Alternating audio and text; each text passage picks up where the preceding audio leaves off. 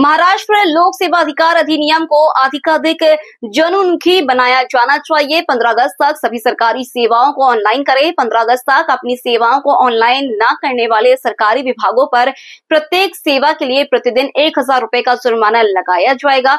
मुख्यमंत्री देवेंद्र फडणवीस ने सुझाव दिया कि विद्यार्थियों की पढ़ाई में इस अधिनियम को शामिल करने की कार्रवाई की जानी चाहिए ताकि विद्यार्थी अपने स्कूली जीवन के दौरान सरकार द्वारा नागरिकों को दी जाने वाली सेवाओं के बारे में जान सकें। 15 अगस्त तक सभी सरकारी सेवाओं को ऑनलाइन करें। 15 अगस्त तक अपनी सेवाओं को ऑनलाइन न करने वाले सरकारी विभागों पर प्रत्येक सेवा के लिए प्रतिदिन 1000 रुपए का जुर्माना लगाया जाएगा। मुख्यमंत्री फडणवीस ने सुझाव दिया कि विद्यार्थियों की पढ़ाई में इस अधिनियम को शामिल करने की कार्रवाई की जानी चाहिए ताकि विद्यार्थी अपने स्कूली जीवन के दौरान सरकार द्वारा नागरिकों को दी जाने वाली सेवाओं के बारे में जान सके। सामान्य प्रशासन विभाग और महाराष्ट्र राज्य सेवा का अधिकार आयोग द्वारा संयुक्त रूप से महाराष्ट्र लोक सेवा का अधिकार अधिनियम 2015 के कार्यान्वयन के दशक और प्रथम लोक सेवा का अधिकार दिवस के अवसर पर सह्याद्री अतिथि गृह में एक राज्य स्तरीय समारोह का आयोजन किया गया। इस अवसर पर मुख्यमंत्री फडणवीस जी बोल रहे थे। मुख्यमंत्री फडणवीस ने कहा कि वर्तमान में महाराष्ट्र लोक सेवा अधिकार अधिनियम के तहत 1000 से अधिक सेवाओं को अधिसूचित किया गया है। लगभग 583 सेवाएं ऑनलाइन प्रदान की गई है। भारतीय राज्यघटनेचे शिल्पकार भारतरत्न डॉक्टर बाबासाहेब आंबेडकर यांना मानवंदना अर्पित करतो। महाराष्ट्र लोकसेवा हक्क अधिनियमाच्या दशकपूर्तीच्या निमित्ताने आपण जो प्रथम सेवा हक्क दिवस या ठिकाणी साजरा करतोय, त्या कार्यक्रमामध्ये उपस्थित असलेले राज्याचे लोकप्रिय उपमुख्यमंत्री माननीय एकनाथराव शिंदेजी, मंत्रिमंडळातील आमचे सहकारी श्री मंगलप्रभात लोढाजी, श्री आशिष शेलारजी, आपल्या या कायद्याच्या अंतर्गत जे कार्य पाहतात असे मुख्य आयुक्त श्री मनुकुमार श्रीवास्तवजी, राज्याच्या मुख्य सचिव श्रीमती सुजाता सौनिक, या ठिकाणी ज्यांनी या संपूर्ण कायद्याला लोकांपर्यंत पोहोचवण्याची जबाबदारी घेतली आणि या कायद्याचे दूत म्हणून जे काम करणार आहेत असे पद्मश्री श्री शंकर महादेवनजी आणि अतिशय गुणी अभिनेत्री असलेल्या श्रीमती सोनाली कुलकर्णीजी, या ठिकाणी उपस्थित आपले पहिले सेवा हक्क आयुक्त स्वाधीन क्षत्रियजी, सर्वच ज्येष्ठ आपले सनदी अधिकारी, आपले आरटीआयचे मुख्य आयुक्त, मुंबईचे पोलीस आयुक्त आणि उपस्थित सर्व भगिनी आणि बंधूंनो, आज अतिशय आनंदाची गोष्ट आहे की आपण पहिला सेवा हक्क दिवस या ठिकाणी साजरा करतो आहोत आणि आपल्या कायद्याला 10 वर्ष पूर्ण झाले।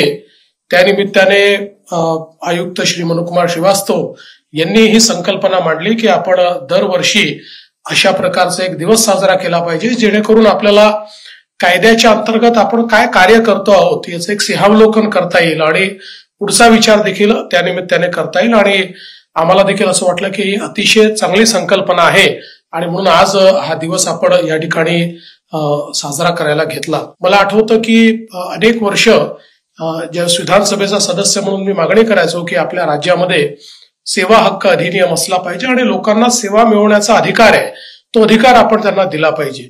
याच्या पाठीमागची संकल्पना अशी आहे की आपल्याला कल्पना आहे ज्यावेळेस भारताचं संविधान झालं त्या संविधानामध्ये भारतरत्न डॉक्टर बाबासाहेब आंबेडकरांनी काही मूलभूत अधिकार हे आपल्याला दिले आणि मग या मूलभूत अधिकारांचा उपयोग काय आहे असा प्रश्न त्यांच्या समोर आला की मग जर मूलभूत अधिकार सरकारने मानलेच नाही तर काय करायचं।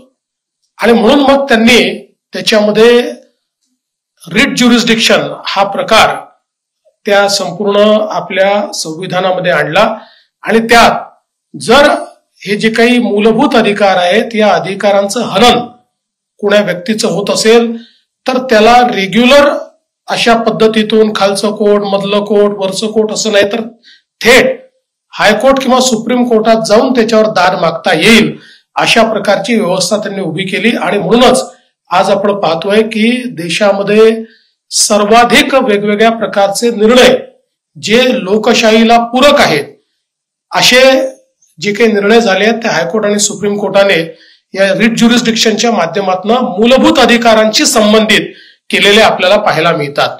आणि त्यातनंच आपली लोकशाही प्रगल्भ झाल्यासारखी दिसते. तसंच आपण नेहमी असं म्हणतो की आता लोकशाहीमध्ये लोकांनी लोकांकरता लोकांच्या मार्फत चालवलेलं सरकार आपण निवडून दिलेलं आहे, त्यामुळे आता लोकांना त्यांचे अधिकार मिळालेले आहेत, आता लोकांच्या जीवनात परिवर्तन होणार आहे. पण सरकारने ते अधिकार मानलेच नाही, नुसते ते कागदावरच राहिले तर त्याचा फायदा काय आहे? एखाद्या सरकारने किंवा एखाद्या अधिकाऱ्याने किंवा एखाद्या व्यवस्थेने लक्षच दिलं नाही तर त्यांनी नेमकं जायचं कोणाकडे, किती दिवस चक्रा मारायच्या? आणि म्हणून सातत्याने मी देखील आमदार असताना मागणी करायचो की या हक्कांना कुठल्या तरी अधिनियमाच्या अंतर्गत आपण बांधलं पाहिजे आणि तो हक्क एन्फोर्सिएबल, म्हणजे जर माझा हक्क दिला नाही तर मला दाद मागण्याचा अधिकार हा त्या ठिकाणी असला पाहिजे. त्या संदर्भात त्या काळामध्ये एक प्रायव्हेट मेंबर बिल देखील मी तयार केलं होतं, पण काही कारणाने त्या काळामध्ये ते होऊ शकलं नाही. आणि म्हणूनच ज्यावेळेस मुख्यमंत्री म्हणून काम करण्याची संधी मिळाली त्यावेळेस पहिल्या मंत्रिमंडळ बैठकीमध्ये आपण जो पहिला निर्णय या राज्यात घेतला तो या राज्याला सेवा हक्क अधिनियम देण्याचा निर्णय आपण त्या ठिकाणी घेतला. आणि त्यानंतर याचा प्रवास चालू झाला. क्षेत्रीय साहेबांनी फार महत्वाची भूमिका त्याच्यामध्ये निभावली आणि पहिले आयुक्त म्हणून त्यांनी तसं अतिशय चांगल्या प्रकारे, म्हणजे ड्राफ्टिंग पासनं तर आयुक्त म्हणून त्याचं जे काही वेगवेगळ्या इन्स्टिट्यूशन जी बिल्डअप करायची होती ते काम त्यांनी केलं. त्यानंतर अनेक लोकांनी याच्यामध्ये अतिशय चांगल्या प्रकारे आपलं कॉन्ट्रीब्युशन दिलं आणि आता मनुकुमार श्रीवास्तवजी जे आहेत हे देखील अतिशय चांगल्या प्रकारे या कायद्याला कुठेतरी मला असं वाटतं की एन्फोर्सिएबल करताना तो अधिक लोकाभिमुख झाला पाहिजे, तो अधिक सुलभ झाला पाहिजे, याकरता हे सगळे प्रयत्न या ठिकाणी चाललेले आहेत.